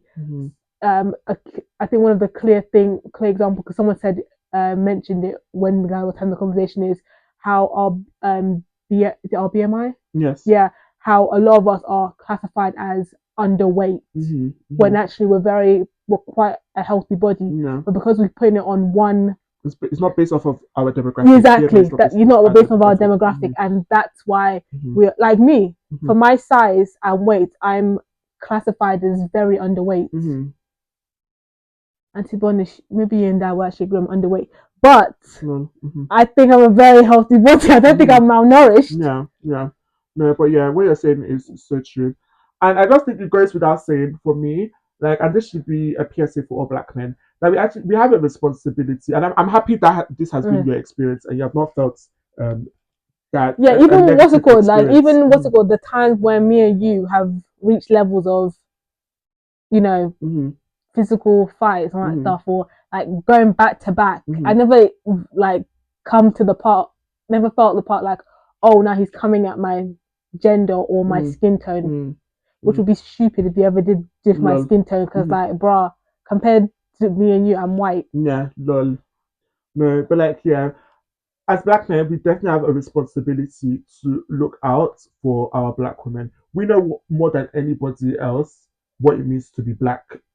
That is black people. So we know what it means to be black and the struggles that come with us being black, talk less of being a black woman. So I just feel like it goes without saying that we should make the conscious effort to look out for our black women. And that's why, as much as, yeah, one can say in this moment, this boy was emotional, but I personally would not have approached things like that. Like, even if I do feel a kind of way about my fellow, black woman in a situation, I would not be drawing you out in a setting like that where other people are now, because I will always say this year, in my opinion, yeah.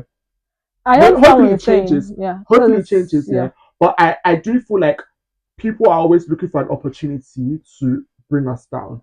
And once we now start showing them that divisiveness, we're only giving them ample opportunity to bring us down. And I think that's my disappointment in this situation. Our biggest struggle is when we, are against each other. Definitely. And I think that's my disappointment in this whole situation is that you're giving them an excuse. You're giving them an excuse. Or you're giving them an opening to be able to attack her. Yes. That is really my biggest disappointment in the whole situation, and we need to do better on that part. Yeah, I get what you mean. Even though that may not be his it may not be his intention, but let's be cautious. Yeah, let's be mindful. But that's what I said. What you're giving me, he's someone that is not probably even thinking in that type of mindset. Yeah. He's even probably like later on, he's like, oh shit, what have I done? Yeah. And the thing is that as much as we're black, the playing field is also not as leveled. He can get away with, being, as we've described it now, emotional. If she, match that energy now, it will be a whole nother story. They will be like, she combusted. I think a clear example was Love Island USA when Serena. Okay. She used to be on the show. I remember there was one time when she was she was coming at one of the guys, or was it the girls? I think it was the guy, because he was like coming at her and was it Cordell, I think Cordell. So. I haven't watched the show yet. Begins with C or K. Name. They're coming at his relationship, or like he was upset at her, and the guy was like defending him, and his way of defending him was coming at her in a distractful way. Yeah. And like the way like people came like on social media, like, oh, why is she so angry? Why is she so aggressive? Then another girl, different race, who throughout the show was being like loud, I cannot say loud, but she was coming at them like giving it as much as Serena had at that one moment. And people were like, oh my gosh, yes, you do it for the sisters.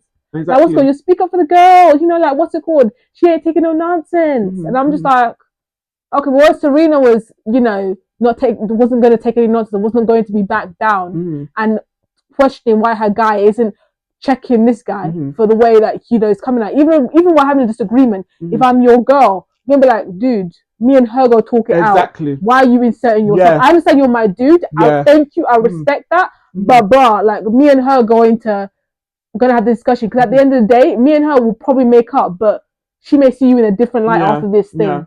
I'm like, there's a way of like being there for your friend without having to like come at the person. And that's a discussion I think we were having last week with the whole was it last week when we talked about Hilary Duff's husband getting involved, and we're saying like there's a way to like you can still be there for your partner and all that stuff without you inserting yourself into her and her friend's conversation. Because at the end of the day, it ends up bad for you. It ends up blowing back on you. And that even like causes me to remember now, because even in this whole dispute that was going on there was this other boy that wanted to interject in Whitney and Shaq's stuff and everything like that. So Whitney was now like, what are you getting involved for? Shaq was now like, but why are you shouting at him? And she's like, I'm not shouting. And she wasn't shouting. And I'm just like, fam, if this girl was to actually shout, what would you have now said? So it was just little things like this were just like, we have to be mindful, black guys. We really need to be mindful, especially in environments like this. We really need to be mindful. And I know it's hard because this law, sadly, one or two people are representing the whole demographic. It's hard. That's what I'm about to say. It's even like worse when it's just like you and now you and her. That's why I'm even more cautious of these things, because it's like, you of all people, you're telling her she's shouting. Are you okay? What are you saying? It's like Roman and Danny. Yeah. Okay. Yes. Yeah. I'm gonna like, there were times when when they used to like argue. I used to clutch my pearls if I had pearls. Like, guys, no. You guys are the only ones that we have on this thing. If you guys go back and forth, like, bruh. No, like, guys, we have to do our part and look out for one another. It's one of the reasons why, right? I'm always saying to like my sister Jennifer, when she's telling me about, did you hear this story? Did you hear this story about this person? I'm like, if I haven't seen it if it's not on video, if the crime is not on video, what's it called? The black man is innocent until proven guilty. If I have, even when they say guilty, I'm like, I have not seen it on video. So, and given the systematic racism in the prison system, I'm just like, I'm still hesitant half the time, majority of the time. No, I hear that, and that's like even when me and Jennifer were doing like our live reacting to the whole episode, everything that we made it known. As much as yes, we will not agree with Shaq's behavior, you guys are not allowed to say anything bad about him. Okay? We have given our opinion, and that's that. But once you guys, your conversation starts heading in the wrong direction, we'll let you guys know what's up. Guys, we stand behind our own. So let's. Oh, that reminds me. Okay, but yeah, staying on the topic of women, there was this video that was going around, and my friend brought it to my attention, and basically was like this woman, she's pregnant, and she went onto the train, and she had her pregnancy badge on and everything like that, and not that she said that she didn't necessarily go into the train with any like expectations or anything like that, but she was just observant of like the whole scenario. And basically what happened was that she got on the train was basically full and all the ones, and nobody stood up for her. I swear there's seats that have the sign get up. Exactly. Okay, so like stuff like that, yeah, I'm getting up because there's seats that are saying it. But because I remember one time I was talking about when I was on the bus, and then this woman was expecting this person to stand up. Yeah. Oh no, sorry, what's it called? We're on the coach. And you know, first come, first serve, get your space, if not, get lost. And then this woman was like one of the last people with her son, and she's asking this person, can you move here so me and my son could be together? Yeah. And the person was like, no, and she was so shocked. And in my head, I was just like, I don't know, you're acting shocked. Yeah. All that stuff. Like that's different. Yeah, I feel like coach is different. Everybody has an allocated seat. And you only know that person paid for it. Yeah. That's another thing. So, what's it called? This one is like, there's specific signs that say, you know, get up for the old people and the pregnant people. So like, yeah, that's kind of different compared to like, you know, because I'm not saying that everybody's entitled. Yeah. Like, I'm not saying like if you've seen an old person because they're old that you must, because that thing sometimes pisses me off. Like you're on a bus and you see an old person and they're just saying, are you gonna get up? No. I'm just like, but now I'm not. Lol. But I feel like I had an opposite experience recently. I was on the train here, and it now got to. I was sitting down. It got to a stop where like a lot of people got onto the train, so the train quickly became full. And I noticed an old man that was standing next to me and everything. So I now like stood up to so that the man could sit down. The man was like, no, I don't want to sit down. The way the man responded to me as if he felt insulted, I asked him to sit down. Yeah, some people do actually feel insulted. They're like, well, you don't think I have the strength? But what think I'm like, man, I'm not trying. I'm trying to be nice here. Like I'm I could feel. I don't know what was going through the man's mind here, but it was giving raw. You're insulting me. Yeah, the man did look a bit. That's what I'm like. That's what you're by doing that. You're telling him he's old, and some of what's looking that. But that what's it called? Yes, some of those people feel insulted. But that's why you have to be careful. To do my parts. You have to be careful, but like the man was looking that, like, and he was looking a bit confused. You don't even need to like get up. You could be like, you want to sit down? You could just be like, no, the man was like facing in a whole other direction. It was like his back was to me, so I literally had to like get his attention to ask him whether he wanted to sit down. So that's why I stood up to ask him and all that was. And the man was just like, oh no, I don't want to sit down. I was just like, okay, like, you're not gonna throw my kindness back in the face. Sorry to man. But like, this woman, she basically went onto the train and she just noticed that nobody like made the effort to stand up for her. Like, evidently there were people that were sitting in the seats allocated for people in her condition, and based off of what of course you can never really tell, but like they weren't given the vibe that they needed to be sitting there, that kind of thing. Then there was also like a case where like somebody now got up from one of those seats and she was naturally making her way to one of those seats, and somebody else saw the seat and quickly ran to the seat and sat down, blocking her from sitting down on the seat. They are vultures. So yeah, I think the girl was really just highlighting, you know, maybe the lack of chivalry that is occurring right now in the UK because... Bro, what's it called? It's just now you realise. No. Like, how many, what's it called? Men are saying now, we want to be asked out. Wow, what's it called? Like, what's it called? Yeah, we want to be asked out. I wouldn't mind being asked out, to be frank. Like, I keep telling people, I strongly believe my wife is going to come up and me. Like, people think I'm mad for it. People are like, Clinton, get out. You need to, like, show me you want to get married this year. You need to put yourself out there and, you know, actually try and get to know people and open yourself up. I'm like, guys, I'm very comfortable in my parents' house, and I don't see why my wife cannot come and find me in my house. Like, I'm telling you, it's very knock on the door. I'm telling you, these things happen. Just knock on the door before you know our eyes look. We're like, that's my wife. You get me? So I don't get why these things can't happen. You know, God speaks to us in different ways, and that's what God has spoken. Yeah, guys be like, yeah, I want you guys to take what's it called? Take us out. Give us a spa day. Open the door for us. Yeah, pay the bill. I don't know about opening the door for us. That's a bit wild. Okay. But... what's it called? The guy was just basically saying that. What's good? Why don't you ask us that? Why don't you? No, once in a while, that's nice. Why don't you? What's it called? Pay the bill. Why don't you? What's it called? Like, once in a while, that's nice. Yeah, you know. No, I've never experienced these things, but I would expect that once in a while that would be nice. Why don't you come home with the bacon? With the bacon. I don't know about going that far. We definitely have to bring in our bacon, both of us. And then what's it called? Like, then I saw another one where the girl was like, trying to, take the lead. That. I may be rich enough, yeah. My wife doesn't have to work if she doesn't want to. It's not me. I will be. So I retract that. We both have to bring the bacon. But yeah, continue. Yeah, I was like, the girl was like, taking the lead on that stuff. Open the door for him. He felt insulted. Opening the door is a bit wild. And then what's it called? She tried to pick him up. Let's calm down, guys. No, let's. No. But seriously, like, why is it like okay for the guy to like come and pick up the girl, but the girl can't come and pick up the guy? Why? Seriously. Because it's not the right order of things. It's just as simple as that. It's not the right order. You feel like you guys, the guys who are saying like, take care of us. Like, what's it called? You take the lead. Let me pick you up, bruh. No. That's not the right order of things. It's just like you like. You pick up a child. You get. So it's like, are you now you're making out to be as if I'm your child by. But then what's it called? When the guys pick up the girl, you my child. But like now, naturally, a man is the head of the home. So like, as much as yes, both parties need to be respected, but like the man is the head of the home, so everybody else is naturally under him. So yes, the wife is not necessarily his child, but like you're under him so he can carry you. But the other way around is like, no, you're now. You know what? Mm-hmm. The only thing that be making me like be not pissed, but I just be like giving me the side eye. Women propose to guys, and people are like, oh, desperation, like, oh my gosh, you couldn't wait for him to do it. And I'm just like, bro, if they're both happy and he's saying yes, why is this an issue for you people? Why is this so automatically wrong for you guys? Yeah. Like, what? The girl wants to propose to the guy and like, I'm ready, let me propose. Like, why are those the first comments saying, oh, how embarrassing, desperation? That's why. Because at the end of the day, like, as far as it's not your business, it's not your life. Exactly. You really cannot tell somebody what to do with their life. I would like to tell a cute story saying like, oh, what's it called? How'd you guys meet? I'll be like, oh, I asked him out. He said yes. And then 5 months later, I proposed to him, Took him to a nice restaurant, got down on one knee and be like, what's it called?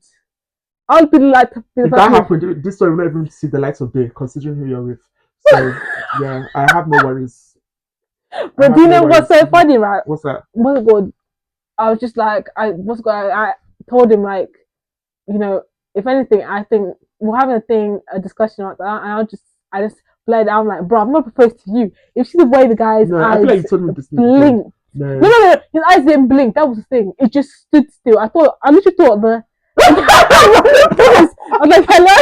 I had never seen the guy's eyes like that. I was literally like, hello. I was ready to like end the call and start up again. Lol. He said, don't play with me. He was like, what's going on? He's like, I'm going to pretend I did not hear that. Lol. No.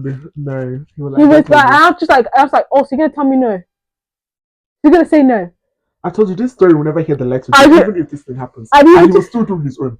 That's what he said. And that was the one that can be told. So if you like, go ahead and waste your funds. That's your own. He said, what's got to embarrass you? I would not say no. Yeah. But I will do it. Yeah, he will definitely still do his own. I know my kind of people. So yeah. But definitely going without saying, us guys, we like to be treated once in a while. At the end of the day, we're all children at one point and we'd love to be taken care of. But it would be nice for once in our family. It would be nice for once in our family. The girls usually be like, gets the family together and just gets down on one knee, says, well, who Chukwemeka. No, it's what thank God you guys know it's Chukwemeka's that we're looking for over here. But what's it called? Shabuzi? No, Chibuizes. Yes, definitely we're looking for the Chibuizes. But like, yeah, everybody knows what works best for their relationships. I can't even talk too tough. Like, whatever makes you not happy, as far as the parties involved are happy, who am I? It's just as simple as that. So yeah, I ain't complaining. But definitely, women, you guys should treat us men once in a while. We definitely appreciate it, and it's nice to be taken care of. It's just as simple as that. So yeah, but don't lift us. Don't lift us. But okay, if your girl proposes to you, if your girl proposes to you, I would say yes, but I will still do my own. And then when the story comes, you say her story. You say her story. You say your story. Yeah, I'm thinking about it. Maybe I'm not too fast, to be frank. As I'm thinking about, I'm not too fast. But like, see, I need to get in a relationship to really have a strong opinion on these things. Because right now, just speaking just based off of, ideas and logic. But when I'm in it, I feel like naturally that I feel like naturally I'll be eager to do it. So like there'll not be need to wait around for her to make that move. You get? So that's I don't even see how it can happen, to be frank. But let me get there and I'll really be able to tell what's up. Yeah. So yeah, that's When you see the cost of your damn ring, you'll be like, maybe one more year. no, don't worry, I'll be able to afford it. You know? Oh my gosh, like the way these are conversations just moving, I'm gonna be late regardless. Dude, about to even say, I've got to talk about. Have you heard the update about the Brooklyn and versus Beckham situation? What's the update? No. Well, like after that situation came out, the Good Morning Britain, was it the morning, whatever it is, this morning, the DJ came and did it. Okay, I think I saw something. I think I saw the thumbnail, but by the looks of the DJ, I'm like, there's no way this was the DJ at the wedding. That's what I was thinking. That's what I was literally thinking, and I was like, the person I was thinking was like, okay, maybe you actually didn't DJ for it, but you're like someone's plus one. Yeah. Because I was just like, you're not giving like your main DJ. No, it's not giving. He wasn't giving his. Yeah. I didn't even bother to entertain him because I remember you mentioning something about it, but this can't be what Winnie's talking about. Yeah, but he was there talking about the thing because he's the one who came out and said, yeah, she was dancing appropriately. Yeah. Apparently, what happened is Mark Anthony was doing, his song, that stuff. Then he was like, as he was singing, he was like, Brooklyn, hold your mother, and then that's how it started. So people were like, so people were like, so what you're saying is Mark Anthony is the reason for this. And I'm just, and when I was listening to it, so I was like, yeah, Mark Anthony is the blame. We're really gonna put it like that. And then what's called people that who were close to Nicole have come out, or Nicola, I'm sorry, I keep forgetting the girl's name, has come out and not painted in the greatest light because she was dating Anwar Hadid, Bella and Gigi's brother, and what's it called? His sister Alana, I think Hadid, came out and said that she came out and said that she kind of did a similar thing with Anwar and Yolanda, where at first she was like a sweet girl and that stuff, and then they started to feel a divide, and then that's what kind of led to their breakup because Yolanda got involved saying, you're not talking to me or your sisters or your family and all that stuff. That's what kind of ended their relationship. And apparently when Alana said that she's very attention seeking because she would always try and get their relationship on the news cycle and all that stuff. And then what also came to light was, it already come to light before, but it just came back into light, was the fact that she had cancelled like 3 wedding planners. So people were saying, we're trying to link it with the whole dress situation, saying that, are you sure this is not like maybe she kept changing the things multiple times, which is why Victoria just said never mind, because Nicole went through like 3 wedding plans. Like she cancelled 2, I believe 2 weeks before, then got another one.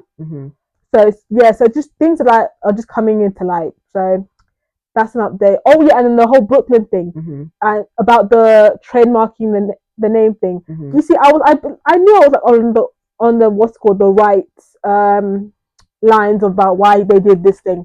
I even saved it. Victoria has owned the trademarks of her children's name. What's it called? From 2016, they expire at the same time, which is this year. And what's it called? Until such time, until this year. So for now, like they need her permission to sell any products or services using that name. And then an expert was basically explaining how why the agreement that Brooklyn was asked to sign was to protect his rights because his parents have commercial partners who have some rights over the Beckham's name, and so it ensures that the kids are caved out of that, of course. It's entirely standing and it's to protect the family. Brooklyn chose not to sign the agreement, but it makes no difference, as of course no one would ever restrict his rights. Sadly, by then, Brooklyn has gotten rid of all of his own advisors and is only listening to the Pelder's lawyers, who perhaps didn't understand the agreement or have been deliberately obstructive. So it was going to the whole, like, I could see them doing it to protect his interest. So yeah, I think it all goes back to what we were saying in the last episode, that nothing here is black and white. Like, Yeah. and especially based off of what you're saying, what he revealed in his 6-story rant, the story is not complete. So there's not much we can do for you. And as we expected, this is probably just this is not helping people's case at all. It's really just probably making things even worse for you lot. And all of this could have been avoided if you just decided to resolve whatever issues you lot are having behind closed doors. Mediation, Because people. at the end of the day now, as you told us all of this, what are we doing for you? Exactly. You know, what are we actually doing for you people? Nothing. But other than talking about it. So yeah, I just don't see how this is working in anybody's favor. And it could help the Pelder's family. I don't even know who these people are. But I'm saying we're hearing their name more. Yeah, that's the only thing. Like, if any. So they're getting their brand, and if they're billionaires, you know, it's probably good marketing for whatever businesses they have. You can say that again. And what I'll say about this thing is that, God forbid, I cast and bind any woman that will get in the way of me and my family. You must. How many Nigerian movies have you watched of that? I'm telling you, like, once I see such signs, very alarming. I ain't playing those games. Because after they finish ostracizing you, what's the next plan? Exactly. When they poison you and you die and you have, they're just streaming your money. That's when you know yourself. I'm not saying that is the case over here. I'm just telling you what used to happen in African magic. Your mother slapped me for no reason. I'm telling you. I was telling her good morning, and then just then. Because imagine, maybe that's what she went back. She went back and told Brooklyn. To calm down. No, but she could. Based on what he's saying now, because the story is not making sense. Maybe she went back to Brooklyn. I was like, "Oh, your mom just cancelled making her dress. Out of nowhere, she just cancelled making her dress. Reason we're having breakfast, and she just cancelled making her dress. Are you seeing? Are you seeing? We won't be having this scenario, painting this scenario, if you lot do not open your mouth and talk. Facts. So would you be thinking? Yeah, would you be thinking like, oh, you people are like the media just being extra. You know, he's just enjoying, marriedhood and figuring out married life by him. With him and his wife. Wouldn't be thinking all of this thing. Because eventually, I do see them resolving all these issues, and they could have done all of this behind closed doors. Yeah, I can see them resolving this, but it still won't look the same. We'll still be looking at him and her like. Yeah.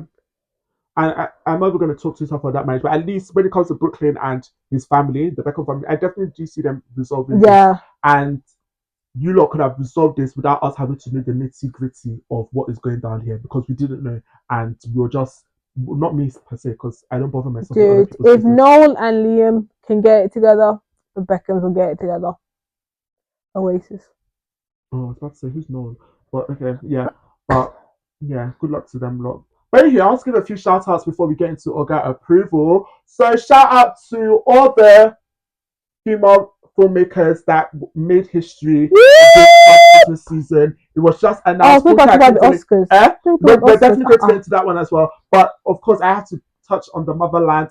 Wakanda Forever. Everybody loves Jennifer. No, this is what Wakanda Forever is Nigeria. So everybody loves Jennifer. No, not everybody loves Jennifer. Sorry.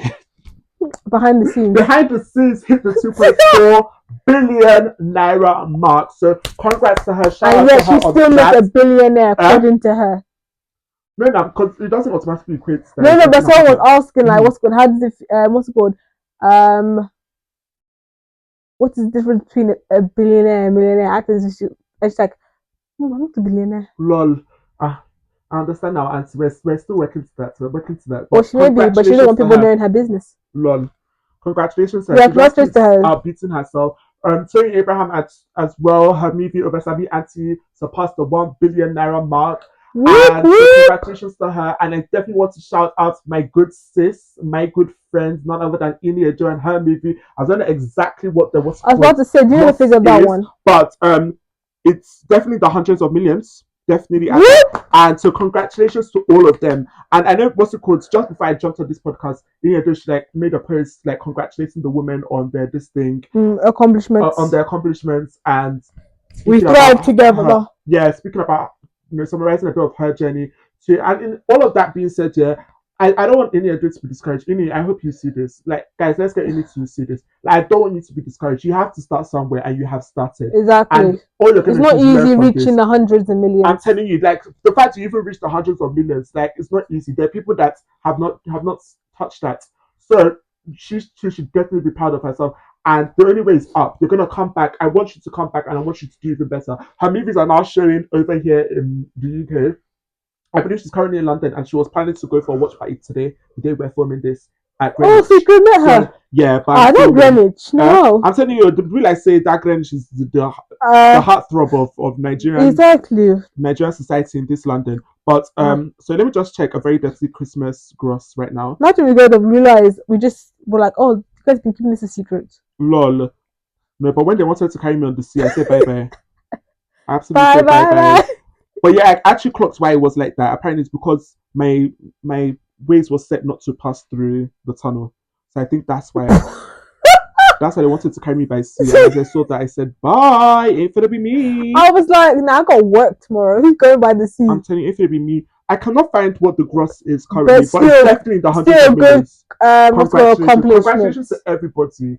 All these people in the entertainment industry making moves, congratulations to them. Also, Ashake and Wizkid, they released their joint project together.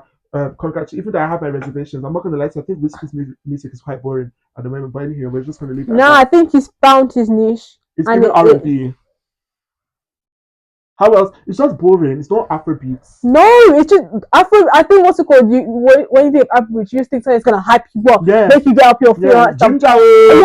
I don't think Wizkid is like, that's his thing. Yeah, I think it's still Afrobeats, but I just don't think it's mellow. I just don't think it's the Afrobeats that you are into. Yeah, that's a bit like. I don't think it's boring. I think what's it called? I like his music, that stuff. Yeah. I'm not, but what's it called? That doesn't mean that I'm not going to slap on his past before I get to his present music. Yeah, definitely. But I think that's his personality now. He's more mellow and chill, and he's giving like, I don't know, well, look wise, they're giving like Quavo, Yeah. Wizkid FC, don't come and fight me. I can stand my ground against all of you. So don't even try it. Because those lot have been causing up a stir on social media. But we don't have time to get. But I was actually having a discussion with somebody about that, and I was just like, look, I'm gonna keep it short and sweet. Like, you just cannot compare.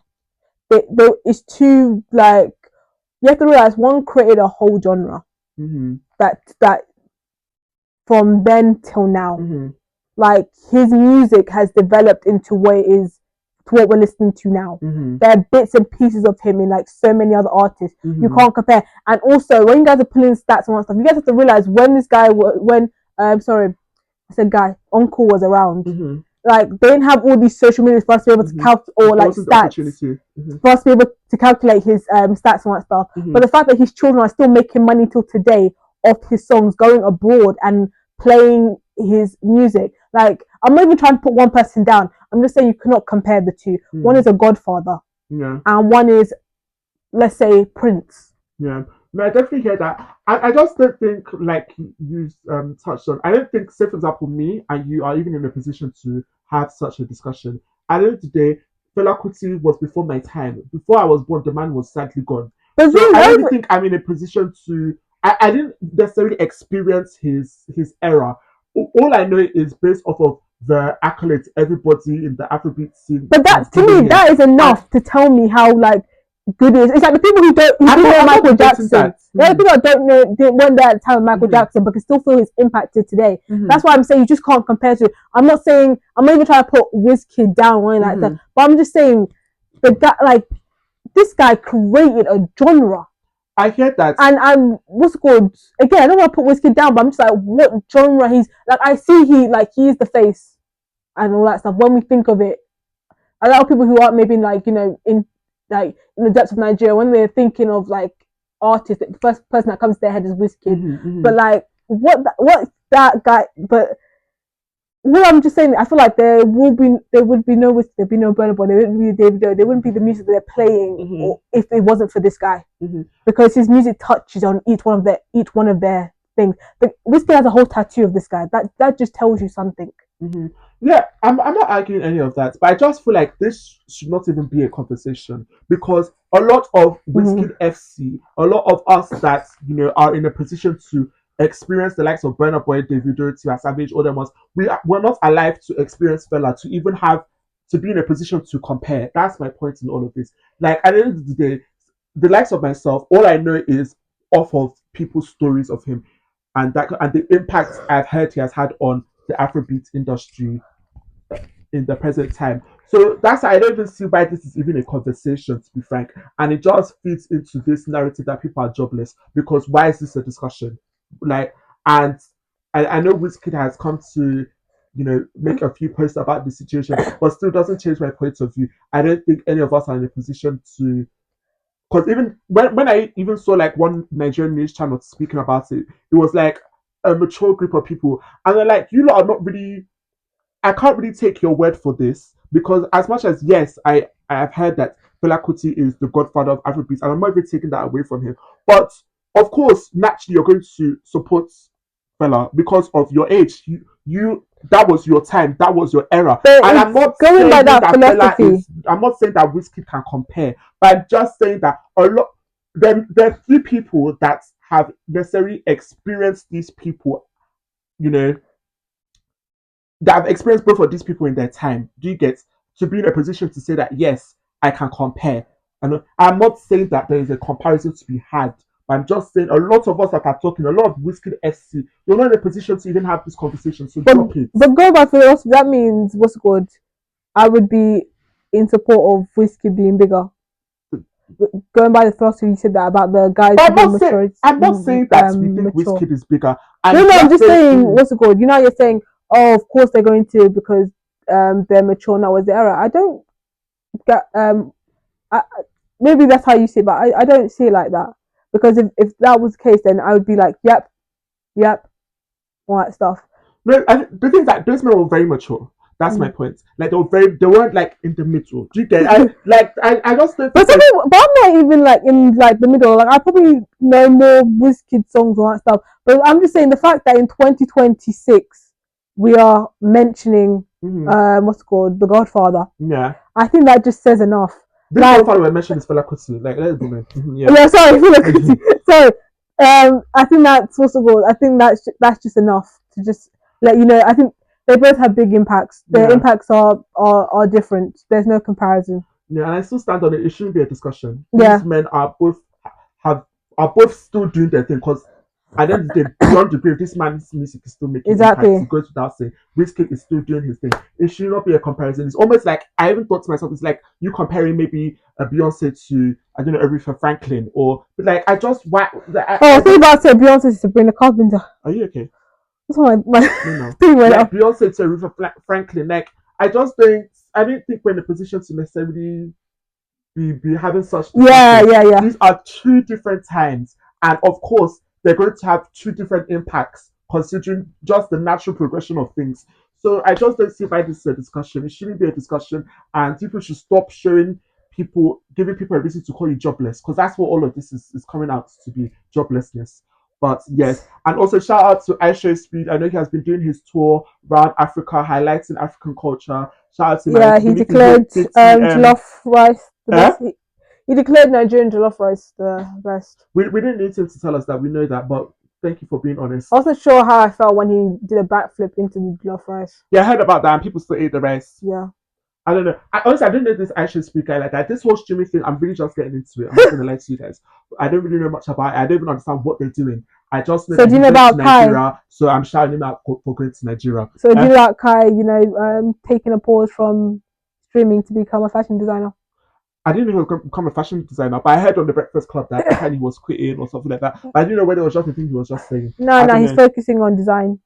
That's lovely. Yeah, good thing. That's lovely. I'm the whole streaming universe. I'm not gonna lie to you guys. As much as I'm, joining you people, I don't really know much that's going on. I'm telling you, I'm really just moving on vibes right now. I don't know how that streaming thing works. I don't get it at all. So I'm not one to talk about streamers. If maybe our brothers were here, they'll give us a better insight. Yeah, definitely. But shout out to Aisha Speed. I believe he hit 50 million subscribers. So congratulations on that.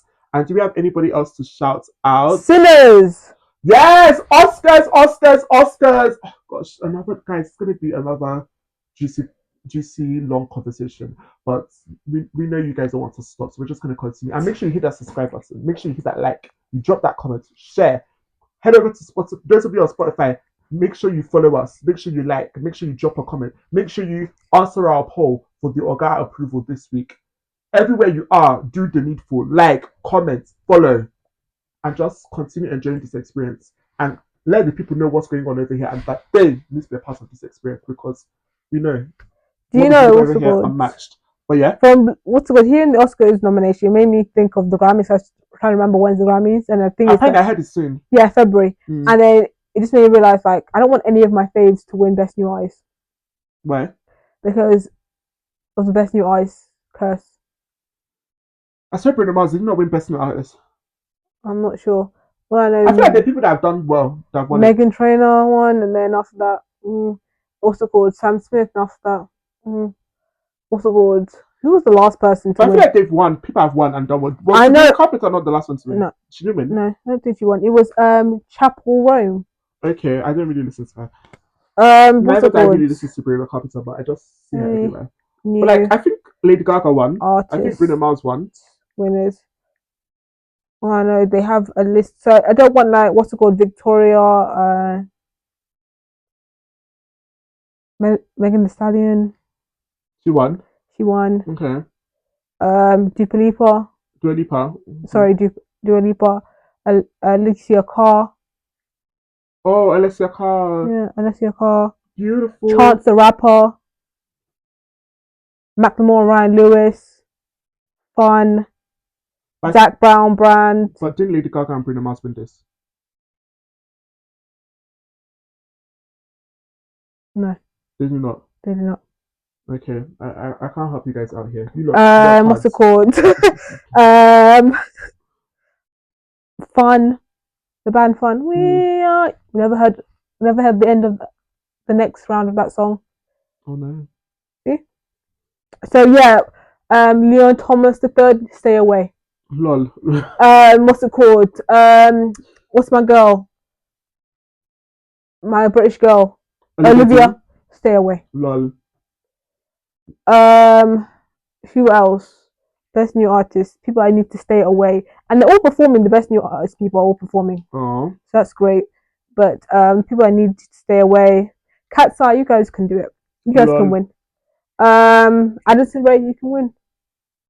Lola Young, stay away. So yes, Leon Thomas, Olivia Dean, Lola Young, stay away. Win the other ones. Win the R&Bs. I don't need you for new artists. Lord, good luck to everybody that's nominated. And speaking of award shows, Oscar nominations were just released.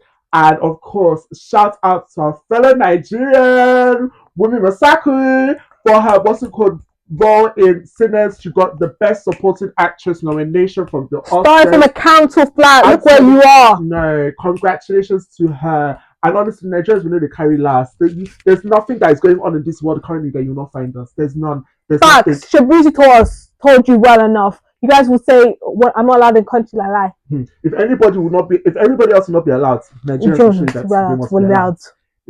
That's not how things run over here. There's nothing we will not do. Okay, you can't stop us from doing anything. Okay, we're unstoppable like that. There's a reason we're the African giants, maybe just for mouths.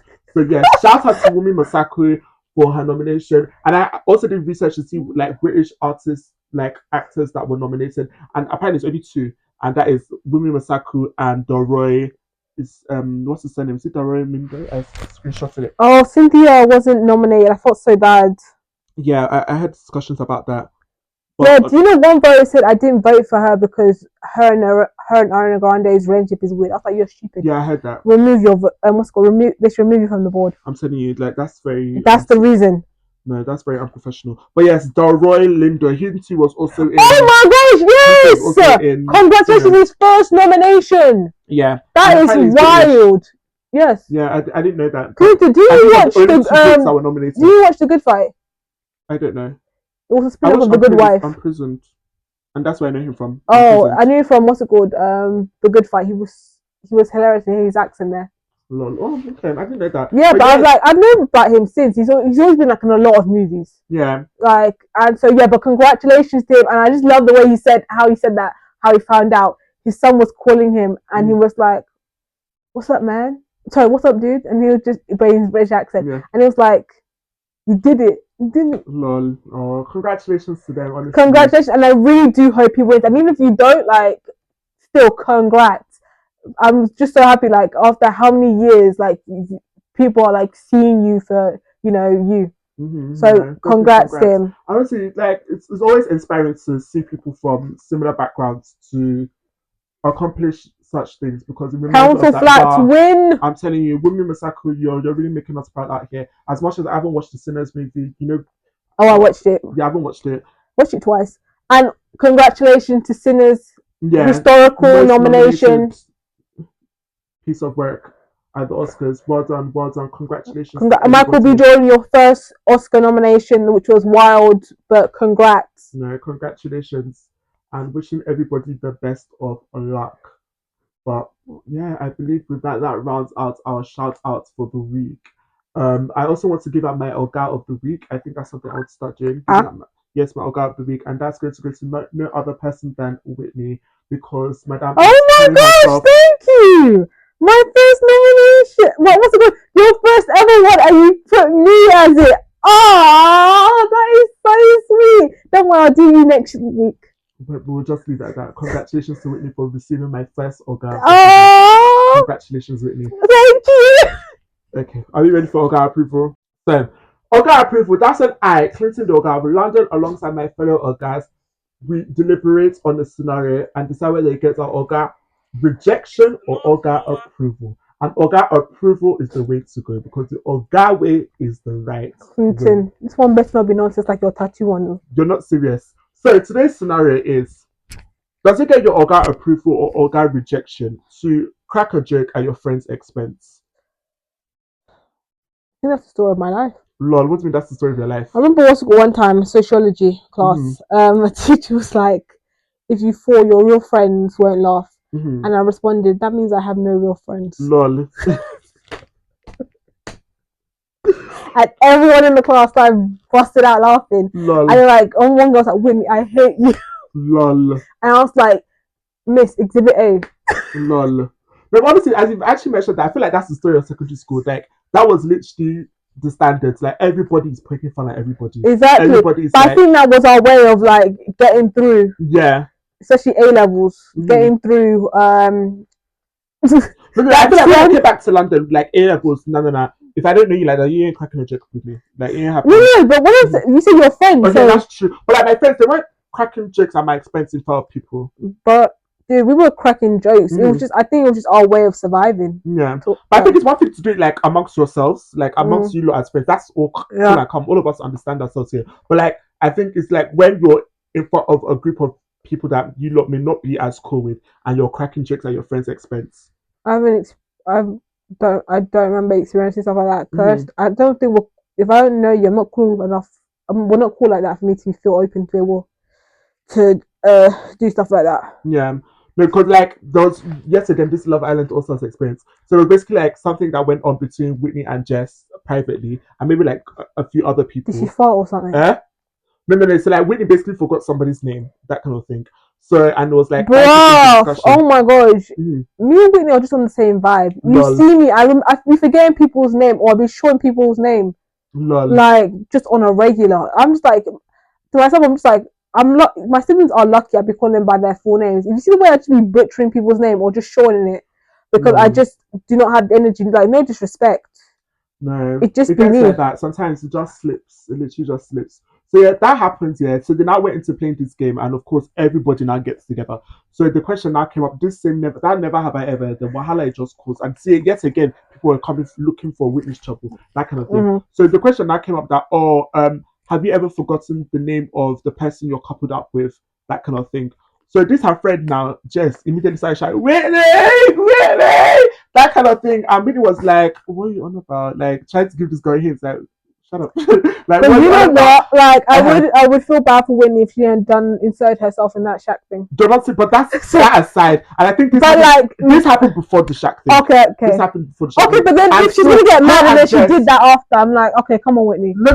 But keep it a buck. No, but and her and Jess, based off of what they've shown us, they seem to be like really cool. Like even right from that, they were in the initial season together, and they were good friends then. They've come out of the show and they seem to still be good friends. And come back into the show now. They're still seem to be good friends. It's just hard for me to be able to after that's what she did. But I'm just giving you an example, Whitney. I'm just giving you an example. So she did that, and like she kept on like even after Whitney gave her like an eye, like girl, no, we're not doing that. She was still like Whitney, elaborate. She was like.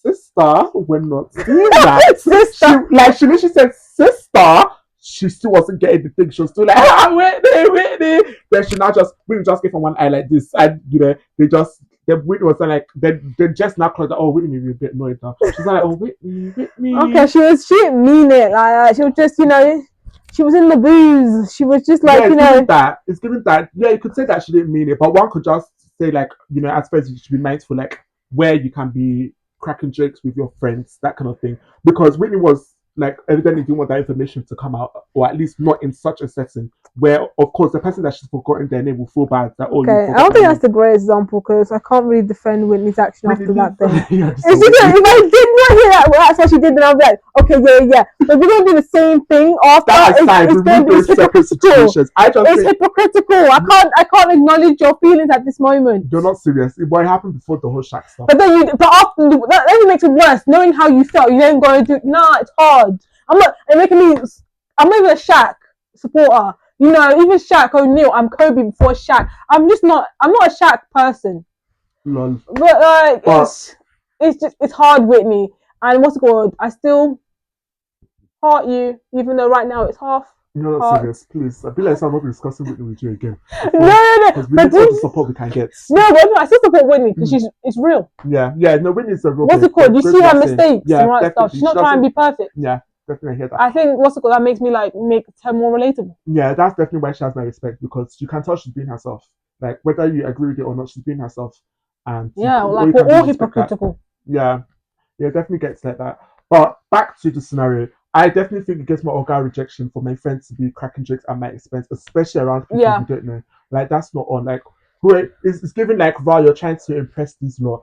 And I think anybody that tries to impress people with jokes that are about other people, you're simply not funny, in my opinion. You know, the dumb ones that think that and that's the thing in secondary school, that people would like, that was their humor, to be making fun of other people, and to them they thought, I'm funny because people are laughing. But as you've grown up, I hope you have come to realize, and all of us have come to realize, that's not funny. It's simply insecurity that you're deflecting over here. That's how you get a shoe thrown at you. She said that. That's a story for another time.